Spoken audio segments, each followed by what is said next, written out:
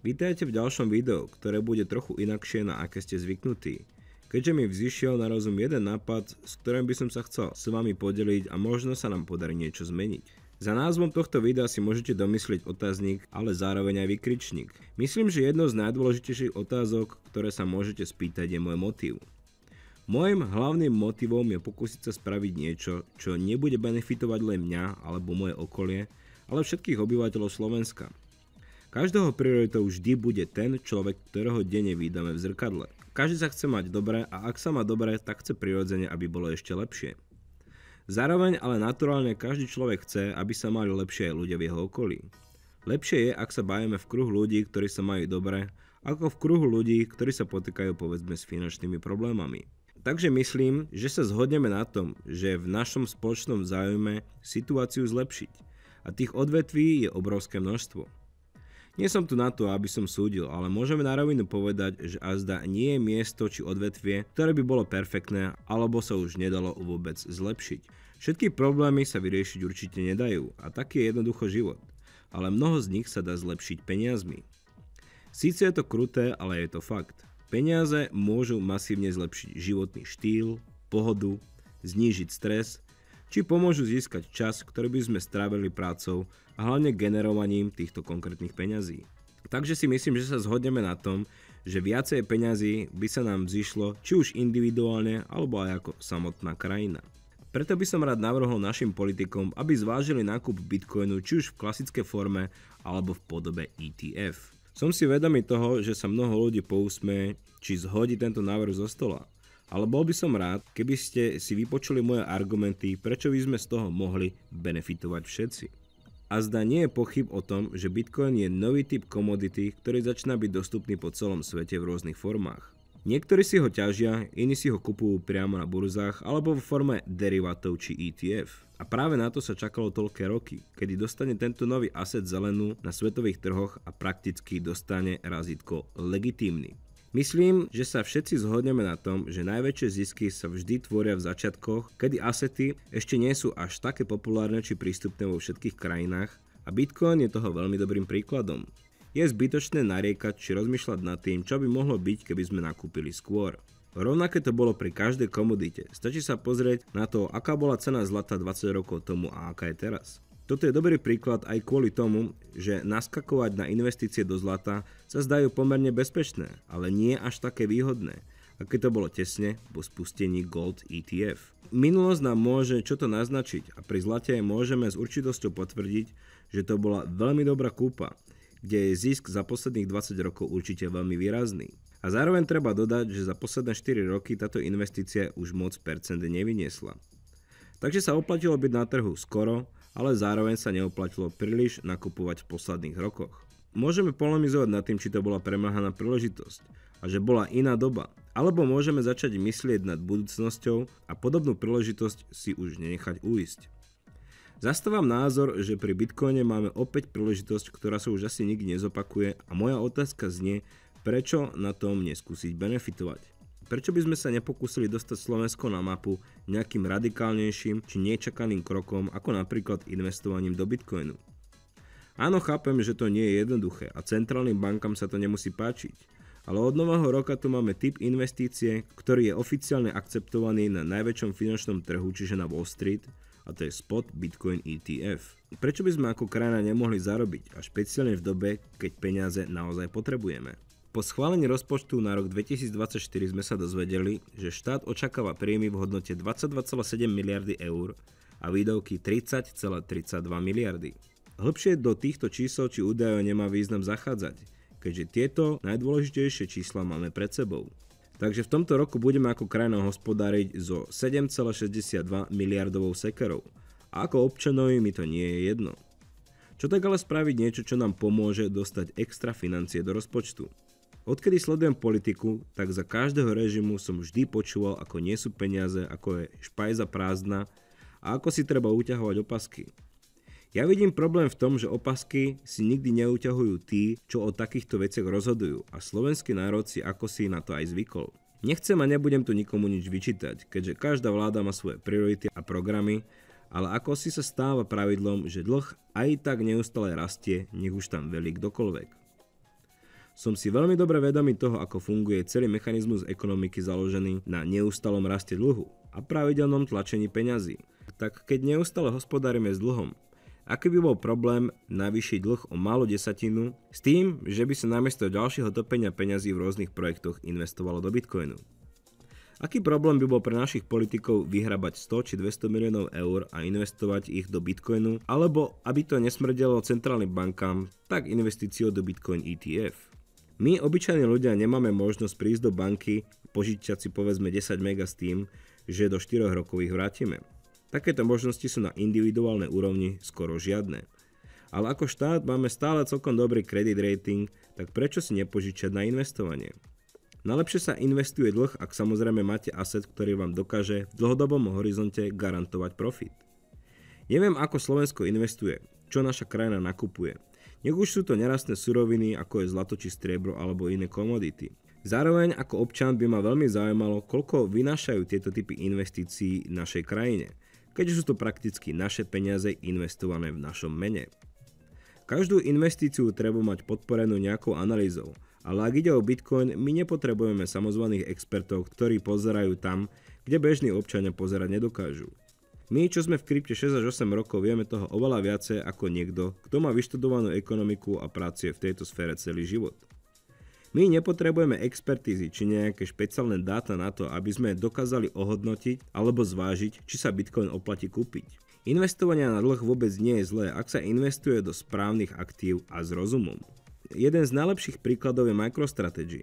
Investícia 5,9 miliardy, ktorá má teraz hodnotu 8,5 miliardy. To znamená, že táto spoločnosť je v profite 2,6 miliardy dolárov len vďaka kúpe BTC. Všetká táto kúpa bitcoinov bola na dlh. Takže vďaka schopnosti požičať si a investovaním tohto dlhu dokázala spoločnosť vytvoriť 2,6 miliardový profit. Toto je kalkulované pri cene 45 000 dolárov za jeden bitcoin. Keďže BTC sa počas prípravy tohto videa drží na 48 000, tak ten profit bude okolo 3 miliard. Takže áno, v priebehu 4 dní vstúpol profit MicroStrategy o stovky miliónov dolárov. Áno, boli obdobia, kedy bola táto spoločnosť v minuse, keďže za posledné 2 roky Bitcoin klesol pod cenu, za ako ju v priemere spoločnosť MicroStrategy akumulovala. Ale nedá sa očakávať, že po kúpe či investovaní budete v pluse hneď od prvého dňa. Je to jeden príklad toho, ako sa dá dlh určite dobre využiť, keďže stále platí, dlh je dobrý pomocník, ale zlý pán. Je veľmi veľký rozdiel v tom, či požičané minieme alebo investujeme. Stačí sa pozrieť, čo sa deje každý rok v decembri, kedy si ľudia častokrát požičiavajú na darčeky, ktoré následne splácajú celý rok.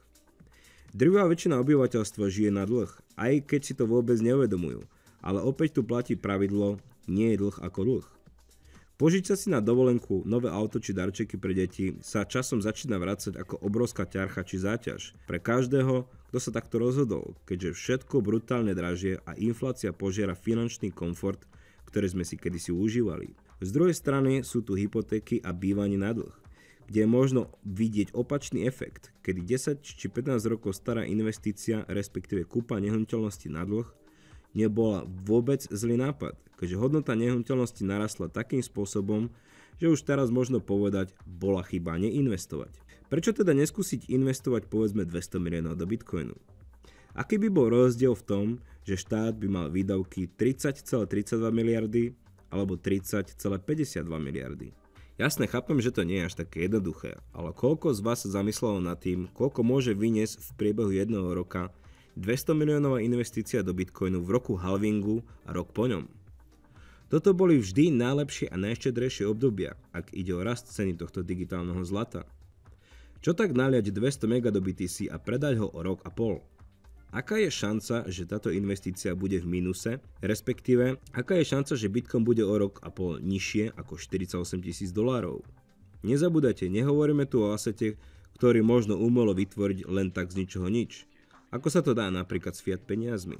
Čo tak vyskúšať niečo, čo by prinieslo extra peniaze, ktoré sa naši politici každý rok snažia nájsť v prázdnej špajzi? Koľko Slovensko investuje každý rok a aký má z toho Slovensko profit? Niekedy treba vyskúšať niečo nové a nájsť iný, nový spôsob, ak chceme získať niečo extra naviac, aj keď je to určite risk. Čo ale risk nie je? Riskujeme aj keď sadáme do lietadla. aj keď sa všeobecne považuje letecká doprava za najbezpečnejšia. Riskujeme sa daním za volant, keďže aj tam je šanca, že sa už nikdy nevrátime späť domov. Riskujeme pri prechode pre chodcov, ale aj pri pití alkoholu, fajčení cigaret. Všade sa dá nájsť riziko, ale zároveň aj pravdepodobnosť, že sa nestane nakoniec nič zlé, alebo práve naopak, ešte z toho budeme môcť aj profitovať. Čo ak Bitcoin dosiahne v priebehu 18 mesiacov 5x? Nezabúdajte, máme tu niečo, čo sme v predošlých rokoch nemali, a to Bitcoin ETF, kde už teraz bolo investovaných okolo 10 miliard dolárov, a to je Bitcoin ETF na trhu ešte len prvý mesiac. Pri investícii do Bitcoinu hrá hlavnú úlohu všetkým viditeľný supply, ktorým nie je možné manipulovať.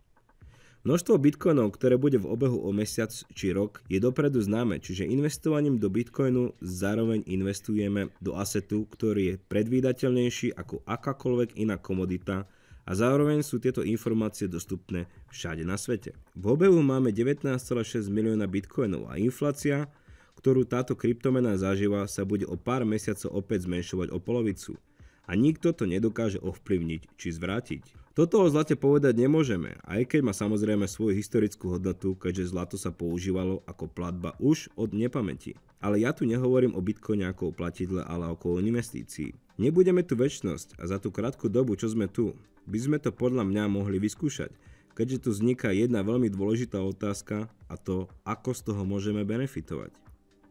Koľko ľudí sa skúšalo vôbec zamyslieť nad tým, že ak BTC pri 200 miliónovej investícii spraví 5x, čo je určite v momentálnej dobe plnej plánovaním, stimulmi, ďalším tlačením peňazí či znižovaním úrokových sadzieb veľmi pravdepodobné.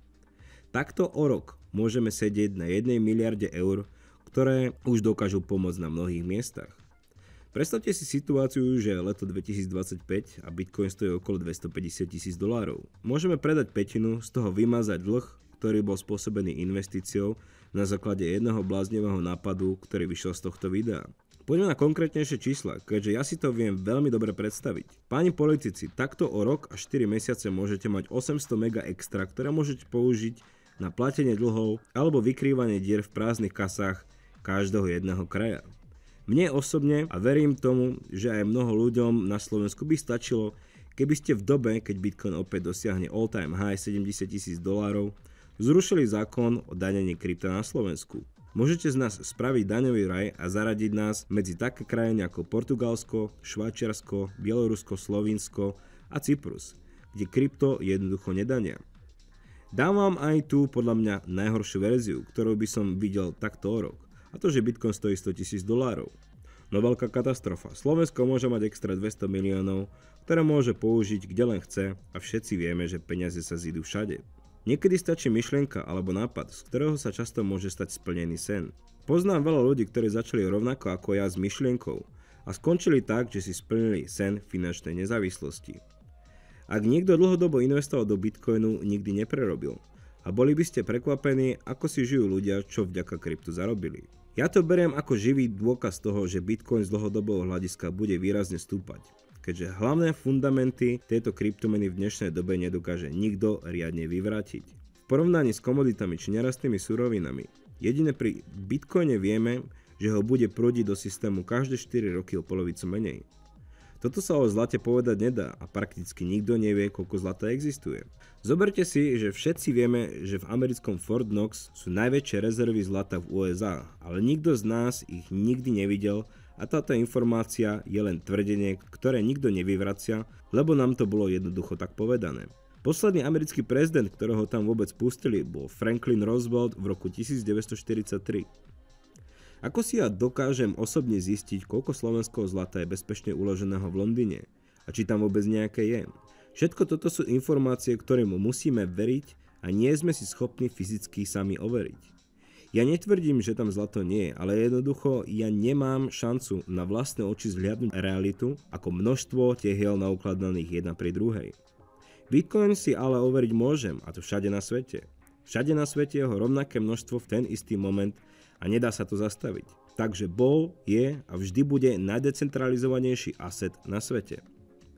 Ak sa nájdú takí, čo začnú Bitcoin odmietať, tak to je poväčšinou len kvôli tomu, že nevedia vôbec, ako Bitcoin funguje, akú má históriu a čo vlastne znamená spustenie Bitcoin ETF pre tento asset.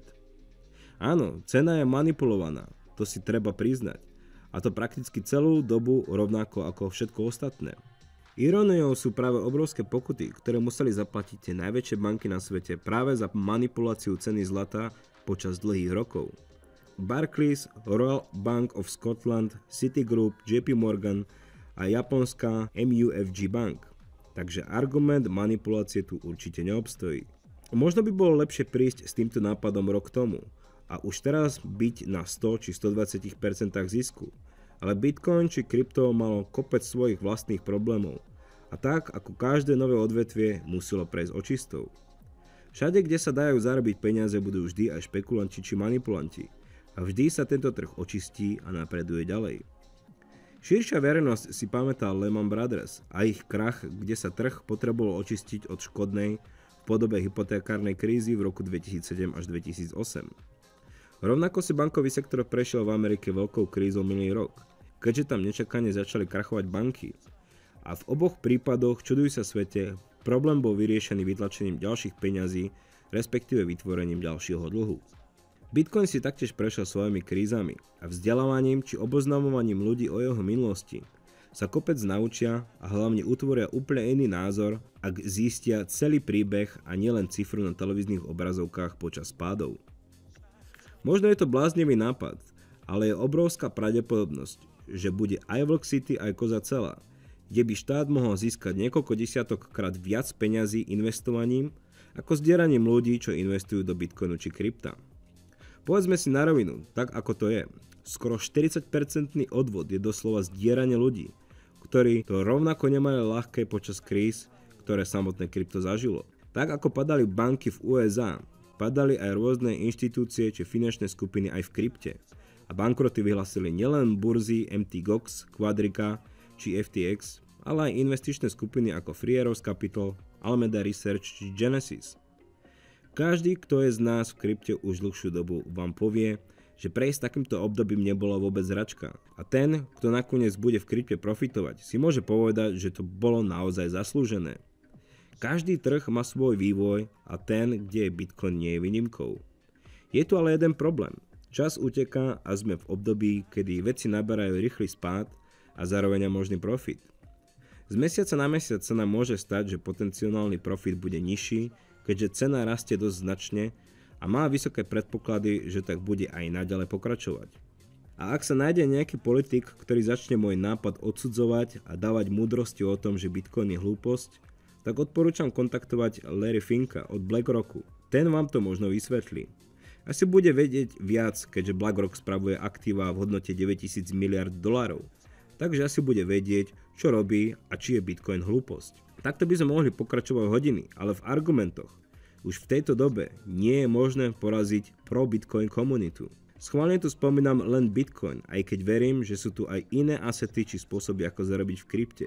Ale zvolil som ten najlepší, najstabilnejší, najlegitimnejší a najtransparentnejší kryptoaset na svete. Možno strelený nápad, ale keď môže kupovať Bitcoin El Salvador, keď ho predáva vo forme ETF najväčšia investičná spoločnosť na svete, a treba dodať, že nie je vôbec jediná, keď ho kupujú ľudia kvôli záchrane hodnoty svojho bohatstva v krajinách s bankrotujúcimi ekonomikami a brutálnou infláciou, tak prečo by sme nemohli vyskúšať investovať aj my ako krajina? Každý si samozrejme môže zvážiť investíciu na vlastnej individuálnej úrovni, ale jednoducho som prišiel aj s nápadom, kde by z nás mohla benefitovať z rastu ceny Bitcoinu nielen hrstka, ale úplne všetci na Slovensku. Českú politiku či pomery u našich bratoch vôbec nesledujem, ale aj by chceli ísť do tohto a predbiehli by Slovensko, tak im určite pogratulujem k tomu, že dostali rozum ako prvý. Ak by to bola taká zlá investícia, tak by sa o ňu určite nezaujímali slovenské banky a neponúkali investície spojené s Bitcoinom. Čo poviete? Všetci, čo sú v krypte už nejaký ten rok, veľmi dobre vedia, že Bitcoin bude dlhodobo rásť a benefitovať z toho budeme všetci. Ale otázka je, či to bude len na individuálnej úrovni, alebo ako celok všetci obyvatelia. Nezabúdajte, každých 100 miliónov extra pre Slovensko znamená o 100 miliónov menej z našich peňaženiek. Ak by sa tento experiment podaril, nech už je to v akékoľvek veľkosti, 50, 100, 500 miliónov, všetko na dlh. Presne tak, ako to robia tí najbohatší a práve preto sú najbohatší.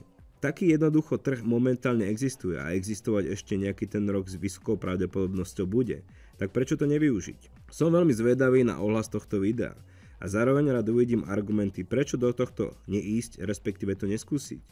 A rovnako som zvedavý, či by ste dali za titulok videa otáznik či vykričník. Ja by som dal oboje, lebo takto teraz momentálne vidím. Tak to je odo mňa všetko. A ako sa hovorí, nikdy nehovor nikdy. Mne spadla gamba! Mne spadla gamba! Špáratko! Ten malý sáčok bieleho prášku, ktorý hovoril, že to je špáratko!